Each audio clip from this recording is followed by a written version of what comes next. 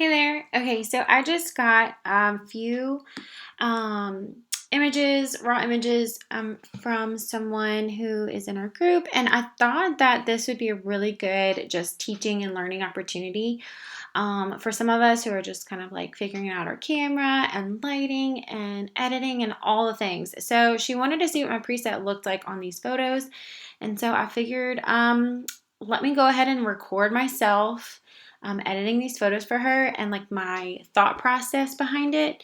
Um, and so, yeah, hopefully I can kind of like answer some questions that most of you might have because a lot of you have the same questions. So, I'm going to come back to this photo. I wanted to start with this one. And go ahead, and the first thing that I do whenever I receive a photo from anyone is I look at their settings. So their settings are right here. So it looks like there might be under a porch of some sort. And so their settings are ISO 200. She has an 18 millimeter lens, and her aperture is at 9.0.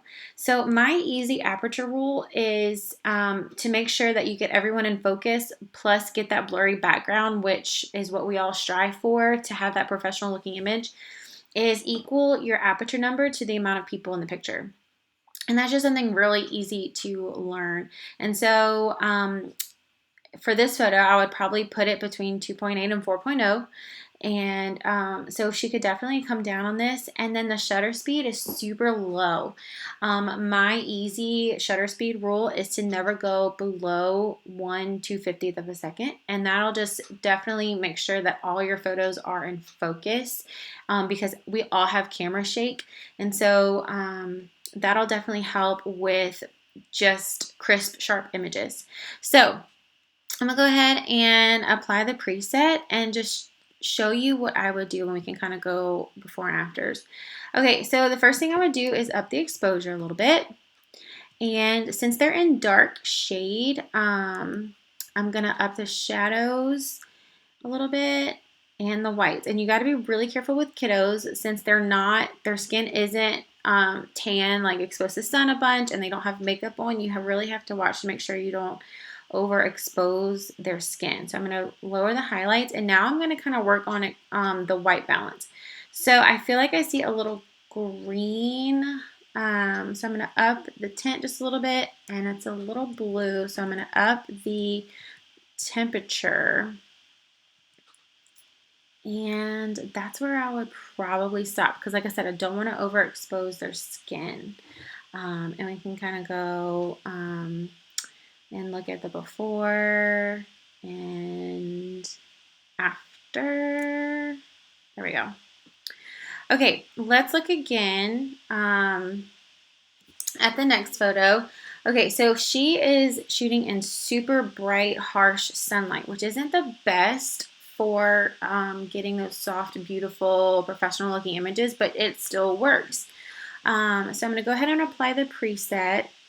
And first thing I'm going to do is kind of crop it in so we don't have this like deep, harsh shadow here. Because the main goal when you're taking a professional image is to make sure you have the same light going across the image. So it's super dark and shadowy here, but like super harsh bright here. So that makes editing so much more difficult when you have multiple different lighting situations. So I'm going to go ahead and up the exposure just a little bit. Probably up the shadows just a little tad. And that's where I would stop because, like I said, it's already a super, super bright image with dark, dark shadows here. So the lighting is hard. And then I'm looking at her settings, and her aperture is at 29, which is like insane, which means everything is going to be in focus. Where maybe if she was wanting that like blurry, professional looking background, a good idea would have been lowering this to about maybe 2.0 or even 4.0 if her aperture doesn't go down to 2.0. And then increasing the shutter speed to as high as it goes until the exposure is correct, the meter is to 0 in camera. But very quickly, I'm just going to do a quick, before and after here. keep going. Okay, so looking at our settings again, it looks like the aperture could go way down to even 2.0, 1.8, since it's just one little kiddo here. And then again, increasing that shutter speed just in case we get camera shake. That'll help getting that crisp image to get it over 1/250th of a second. So I went ahead and applied the preset. I'm going to go ahead and increase the exposure first. And you can see, like, again, this background is super bright. The sun is shining on here, but she is in like a dark shaded area. So it always kind of makes editing a lot harder when you don't have even light with your subject and your background. So that's just kind of like a tip whenever you're placing your subjects in areas, to always kind of try to make sure that they're in the same type of light. Okay, so I feel like it looks a tiny bit green and blue, so I'm going to up the tint and up the temperature a little bit, and then I might increase the shadows because this is super dark right here, this is super dark right here, and it's just, these are a little bit more difficult than if it was just in really good light. That's why lighting is just super, super, super important. It's the first decision that you make in any kind of situation.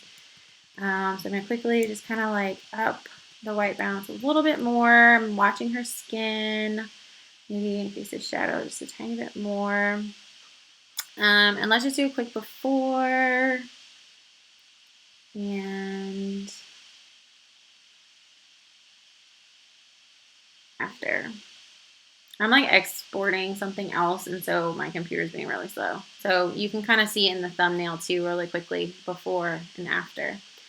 Okay, so again, this is not an ideal lighting situation. She is in super, super, super, super dark shadows, but the bright sun is right behind her. So let's look at the settings. Again, the aperture is really, really, really high, which also kind of like highlights how harsh the sun is. If this aperture was at 1.8, that would automatically soften the harshness of the background, and it would help illuminate her skin a little bit more. And same thing with the shutter speed. If you can keep it above 1/250th of a second, that'll definitely help with the sharpness of the photo. So I'm going to go ahead and apply the preset. And let's see, first thing I'm going to do is increase the exposure because we can't even see her cute little face. Here we go. Okay, so that helps quite a bit.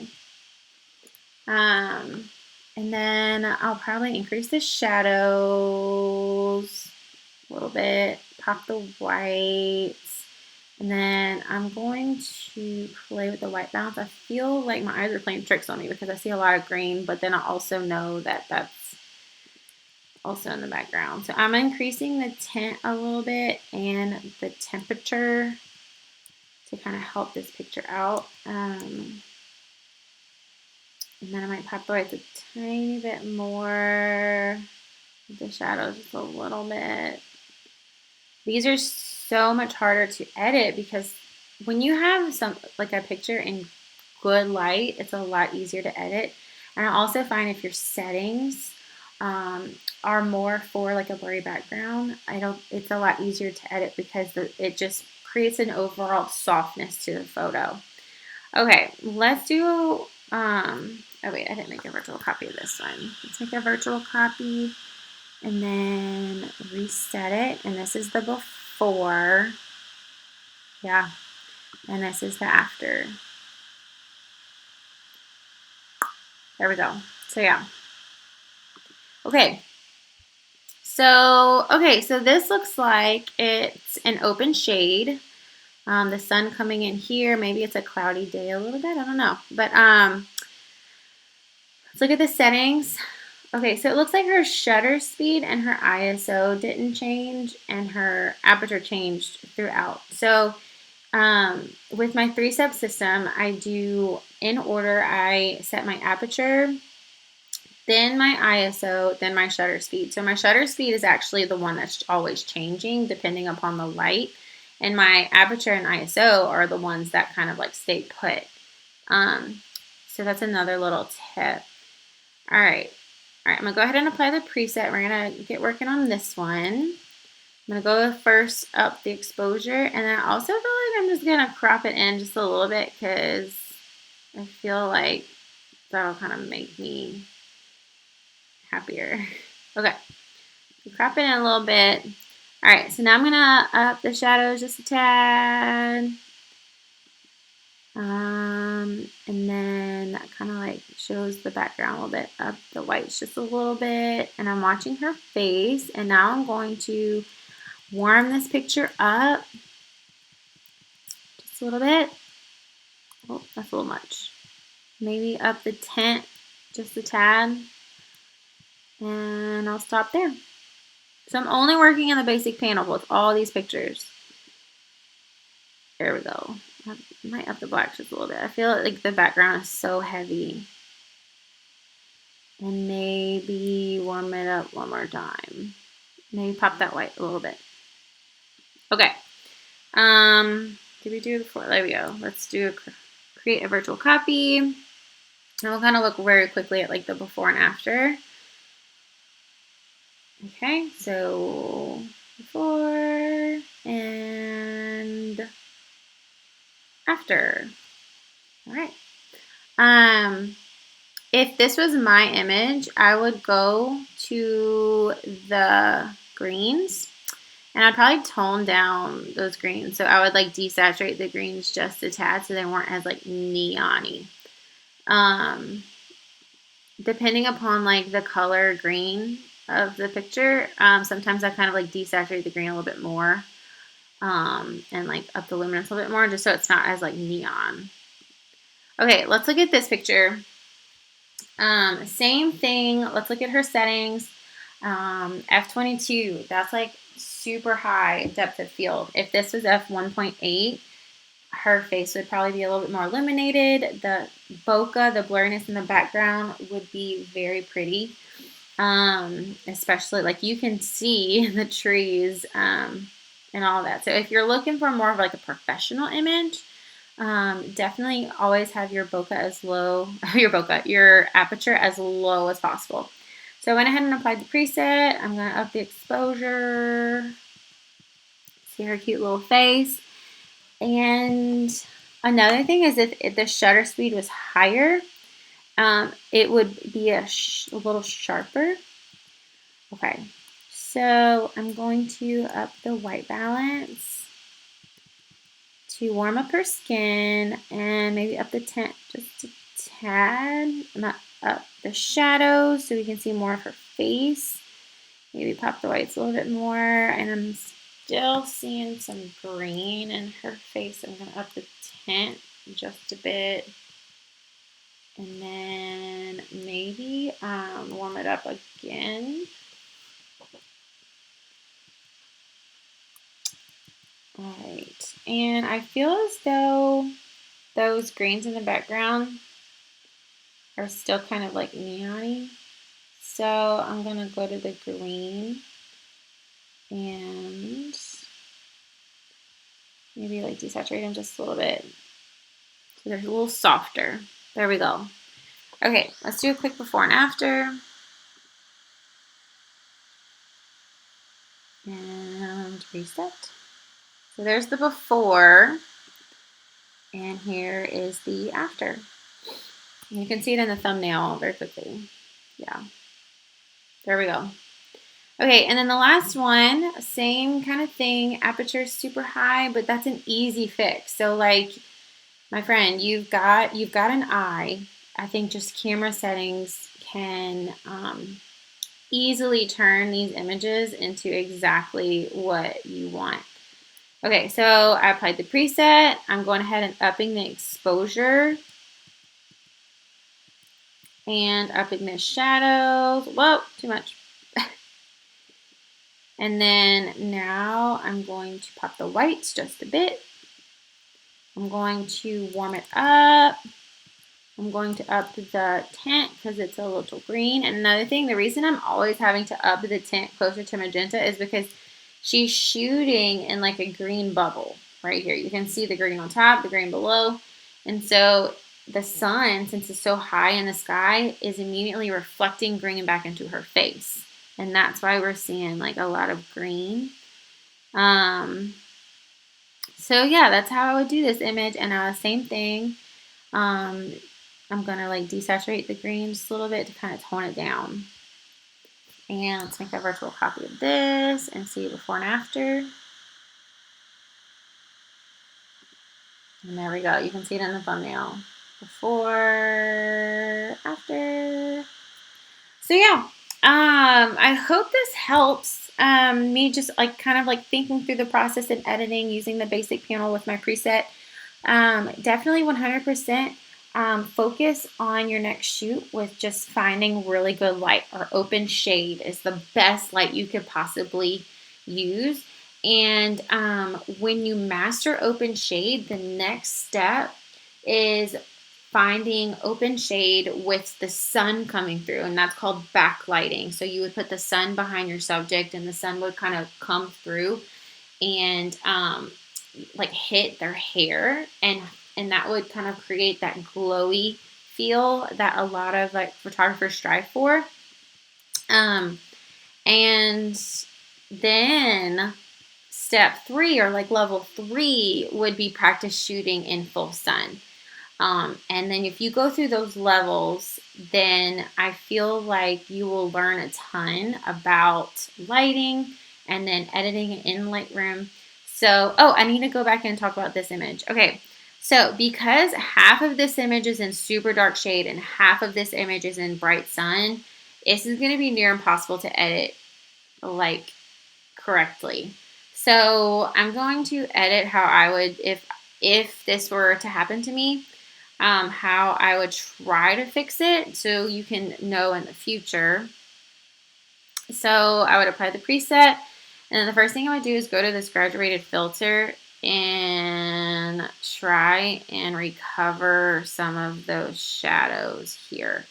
So I might up the exposure just a little bit to help. And then also, you see how her hair is golden and his hair is like blue-green? That's another thing, because they're in two different colors of light. So like balancing the white balance is going to be super hard and tricky.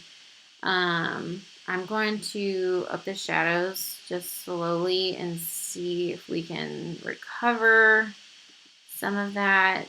But here's the problem, because this is in super bright sun and this is in super dark shade. That's why it's so hard to fix. So yeah, this is just a really, really hard image.